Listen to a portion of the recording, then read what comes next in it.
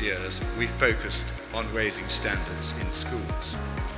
The number of pupils now studying the EBAC has doubled to almost 40%, and we are intent on driving this much higher because it is so important for pupils, particularly those from disadvantaged backgrounds who do not get that cultural capital at home. Some things don't change, and one of the things that doesn't change is my belief in the academy system, my belief that the Multi-Academy Trust as a vehicle for school improvement can make huge differences to the lives of young people, and that thirdly, whatever happens on the political landscape, children come to school every day and have a right to expect a great education.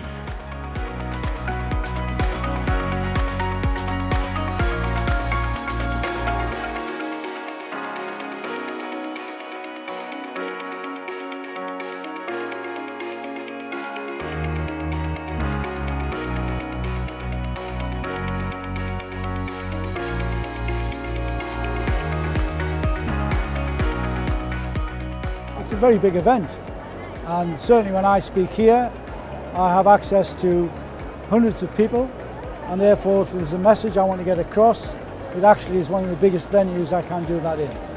Essentially, if I relate this back to the Institute, one of the big challenges is ensuring that the advice they receive is consistent, it's up to date, and that it's relevant to their needs. So in the area I'm talking about, one big challenge is ensuring that we have consistency of advice.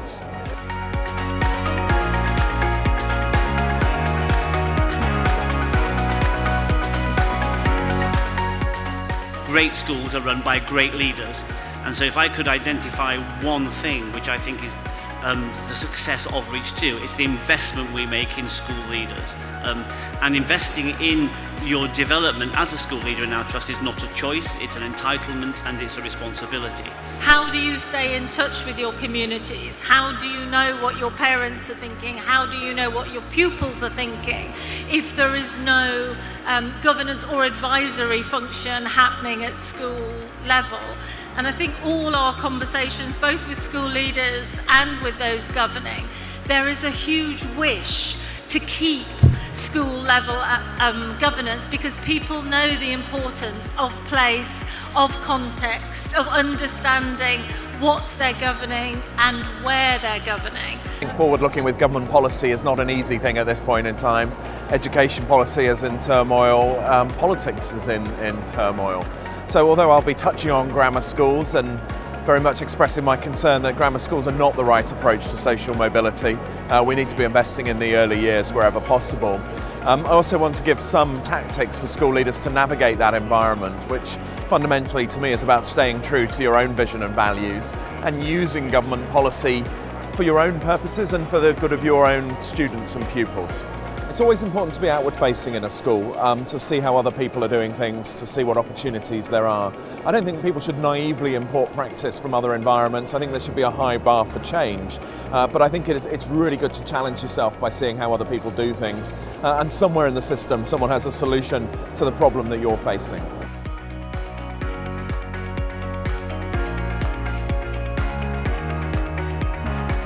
We're at a transition point, so some of the information from the really like Lord Nash and people of his calibre has been really interesting to take back to the governors.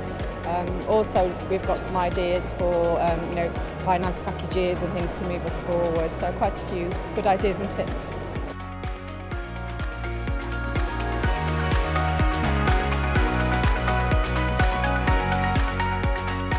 I just wanted to say what a great day we've had today.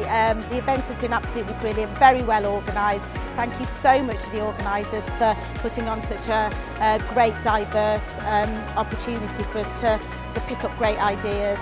So thank you very much.